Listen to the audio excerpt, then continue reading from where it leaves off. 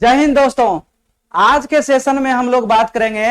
Ukraine और Russia के बीच चल रहे युद्ध में रूस ने यूक्रेन के ऊपर 800 ड्रोन्स का हमला किया है,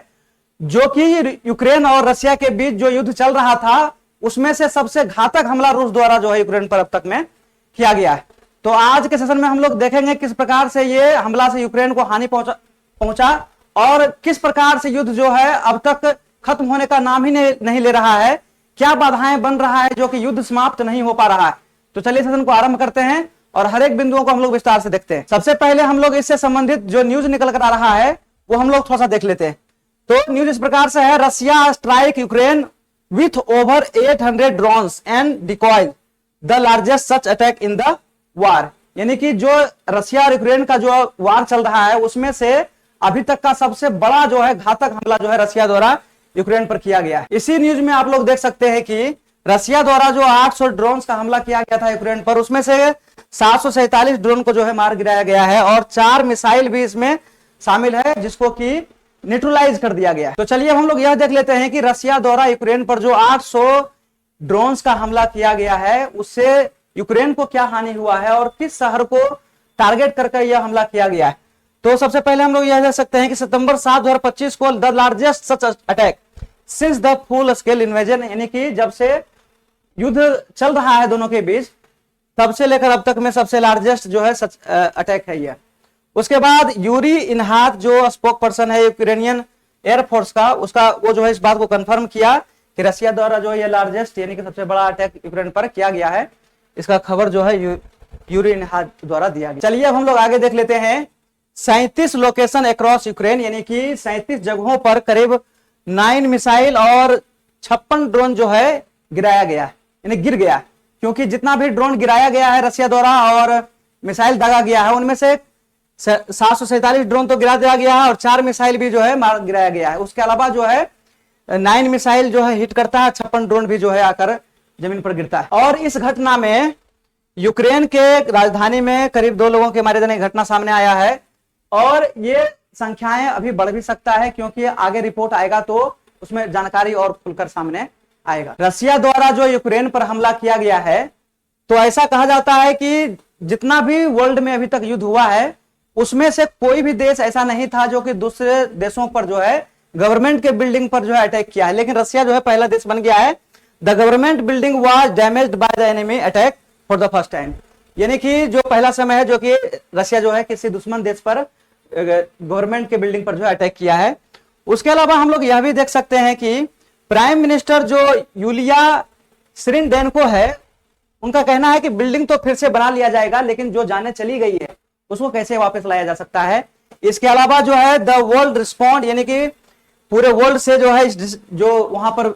घटना घटा है, यानी कि जो अटैक किया गया है, जो नाश हुआ है अटैक के कारण से, उसके लिए जो है यहाँ का पीएम जो है कह रही है कि पूरे वर्ल्ड को कि आप सिर्फ शब्दों से, यानी कि सिर्फ कहकर जो है दिलासा ना दें,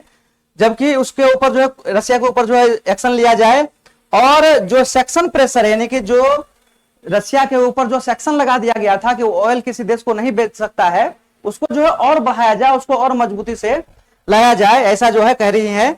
primarily against Russia oil and gas, जो हम कह रहे थे ऑयल और गैस जो अन्य देशों को रशिया बेचता है उसके ऊपर जो प्रतिबंध लगाया जाए। इसके कारण से क्या होगा कि रशिया के पास में आर्थिक कमजोरी आएगा और वो हथियार खरीद नहीं पाएगा या फिर हथियार को बना नहीं पाएगा। वो रशिया द्वारा किया गया इस अटैक में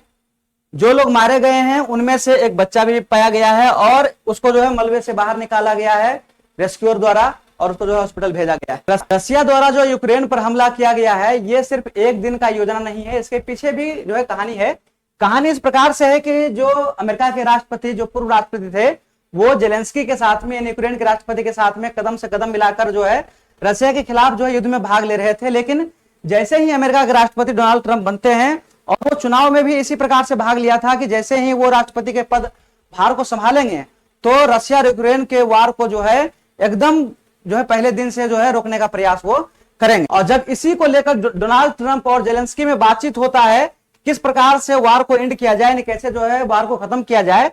तो उसकी बैठक जो है ओवल ऑफिस में हुआ था और दोनों के बीच जो है इसी बातों पर काफी जो है झगड़ा भी हुआ था, जैसा कि आप लोगों ने पहले देखा होगा। दोनों में मनमुटाव होने के कारण से यूएसए द्वारा जो है यूक्रेन को जो मिलिट्री सहयोग दिया जा रहा था उसको तत्कालीन जो है बंद कर दिया गया था। तो जेलेंस्की जो है फिर से पछताने लगे कि जो झगड़ा किया गया उसके द्वारा वो गलत था, और ये तैयार हो गए जेलेंस्की की जो कंडीशन पर चाहता है डोनाल्ड ट्रंप की रूस और यूक्रेन का वार को रोका जाए, उस बातों पर जो है यह सहमति को दर्ज कराया। और ये सारी बात जब हो रहा था तो रसिया जो है सिर्फ वेट और वॉच कर रहा था कि किस प्रकार से वो चाहता है कि यूक्रेन और रूस के वार को रोका जाए। इसमें जो है रसिया कोई भी भाग नहीं ले रहा था, सिर्फ इनके तरफ से जो है वार रोकने की पहल की बात की जा रही थी। अभी तक में हम लोगों ने देखा कि किस प्रकार से रसिया द्वारा जब 800 ड्रोन का हमला यूक्रेन पर किया गया तो वहां पर क्या क्षति हुआ और इसके पीछे का कहानी क्या रहा है। लेकिन अब हम लोग देखते हैं कि युद्ध के पीछे का कारण क्या है, माने कि युद्ध ही आरंभ ही क्यों हुआ था। तो इसके पीछे का कारण है रसिया चाहता था कि यूक्रेन जो है नाटो के पक्ष में ना जाए, लेकिन यूरोपीय देश हमेशा यूक्रेन को यह बात के लिए उकसा रहा था कि तुम नाटो का सदस्य बन जाओ, और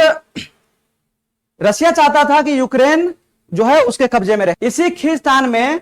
फरवरी 24, 2002 को जो है रसिया द्वारा यूक्रेन पर जो है पहला हमला किया गया, यानी कि युद्ध का घोषणा किया गया। और रसिया को ऐसा लग रहा था कि युद्ध का घोषणा करने के बाद जो है वो कुछ दिनों में ही युद्ध जीत जाएगा, लेकिन ऐसा हुआ नहीं, क्योंकि नाटो सदस्य देश जो है यानी कि जो यूरोपीय देश हैं उसको जो है मिलिट्री और आर्थिक रूप से मदद करते रहा बराबर, और ऐसा करने के कारण से रसिया जो है अब तक जो है युद्ध में जीत घोषित नहीं कर पाया। और अमेरिका के पूर्व राष्ट्रपति जो बाइडेन जो है इसके लिए दो पक्ष बनाया युद्ध के लिए। एक पक्ष में तो रसिया के ऊपर जो है सेक्शन लगाया जाए, वो अपने वस्तुओं को बाहर न भेज सके ताकि आर्थिक रूप से वो कमजोर रहे,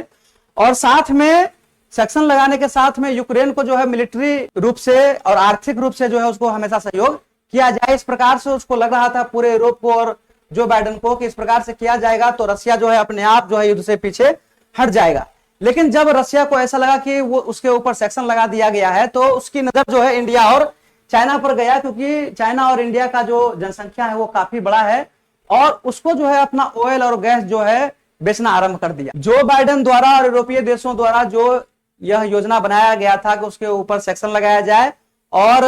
लगातार यूक्रेन को जो है मिलिट्री सहायता पहुंचाया जाए, तो इसमें शुरुआती में तो उसको सफलता भी मिला, और उसी सफलता के कारण से रसिया को जो है विड्रॉ करना पड़ा। जो है they had capture in the Kharkiv में जो क्षेत्र है, खार्किव आप देख सकते हैं यहाँ पर जो क्षेत्र है, ये क्षेत्र यहाँ पर जो है पहले ही रसिया जो है कब्जा कर लिया था, लेकिन शुरुआती के कुछ दिनों में ही उसको जो है यह क्षेत्र को फिर छोड़ना पड़ा। लेकिन कुछ समय बाद रसिया फिर से अपने पैरों पे खड़ा हो जाता है, क्योंकि अमेरिका द्वारा जो वहां पर सेक्शन लगाया गया था उससे उस देश का जो है आर्थिक स्थिति खराब होने लगा था। लेकिन जब रसिया चाइना और इंडिया की तरफ जो है आगे बढ़ने लगा और वहां पर ऑयल और गैस बेचना आरंभ कर दिया, तब जो है जाकर फिर से रसिया का जो आर्थिक स्थिति ठीक होता है, और पुनः जो है रसिया चार जो यूक्रेनियन राज्य है उसको जो है फिर से कब्जा कर लेता है। उसमें से है खार्किव के अलावा जो है खेरसन आप यहाँ पर देख सकते हैं, ये वाला पार्ट है, और लुहांस्क ये वाला पार्ट है। इस प्रकार से 4 भागों को जो है पुनः कब्जा कर लिया, और इसके बाद सालों दर साल युद्ध चलता गया, और पुनः जो है 2024 में रसिया द्वारा फिर से जो है अपना पावर को बढ़ाता है और वो कैप्चर कर लेता है एडीबीका। फरवरी में जो है 2024 के फरवरी में एडीबीका नामक क्षेत्र को जो है पुनः जो है कब्जा कर लेता है। इस प्रकार से अगस्त 2024 में यूक्रेन द्वारा रसिया के कुर्स्क वाला क्षेत्र, जो कि आपको मैप में दिखाई दे रहा है, यूक्रेन द्वारा रसिया के यह क्षेत्र जो है कब्जा कर लिया गया था।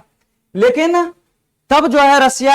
पूर्वी क्षेत्रों में अपना कदम बढ़ा रहा था, और रसिया को लगा कि सिर्फ ध्यान भटकाने के लिए यूक्रेन द्वारा जो है यह हमला किया गया, और इस प्रकार से उधर ध्यान न देकर रसिया जो है पूर्वी क्षेत्रों में अपना जो है कदम को बढ़ाते रहा। और इस प्रकार से फिर क्या हुआ कि 2024 में ही Russian forces captured and estimated 4168 square kilometre in both Ukraine and Russia Kursk, यानी कि जब इधर से अपना स्थिति को मजबूत कर लिया, बहुत सारे क्षेत्रों को अपने कब्जा में ले लिया, तो रसिया द्वारा जो है फिर से कुर्स्क वाला क्षेत्र और साथ में यूक्रेन के भी कुछ पार्ट को जो है इन्हें 4168 स्क्वायर किलोमीटर वाला क्षेत्र जो है अपने अंदर कर लिया गया। इसके अलावा फिर से जनवरी 2025 में रशियन सेना द्वारा नवोसिल्का और टोरेस्ट के कुछ पार्ट पर जो है कब्जा कर लिया गया। उसके अलावा जो है पोक्रोवस्क नामक जगह जो यूक्रेन है वहां पर भी उसको घेरने का कोशिश जो है रसिया द्वारा किया गया। और हम कुछ महीना पहले यह देखे थे कि Ukraine in recent month stepped up drone and missile attack deep inside Russia territory as well as in the Black Sea, यानी ब्लैक सी और रसिया के भीतर जाकर जो है यूक्रेन जो है मिसाइल और ड्रोन का हमला किया था। और इससे जो है रसिया के जो सुरक्षा है उसको काफी चोट पहुंचा। और इसी को लेकर जो है योजना बनाते हुए रसिया फिर से यूक्रेन के ऊपर करीब 800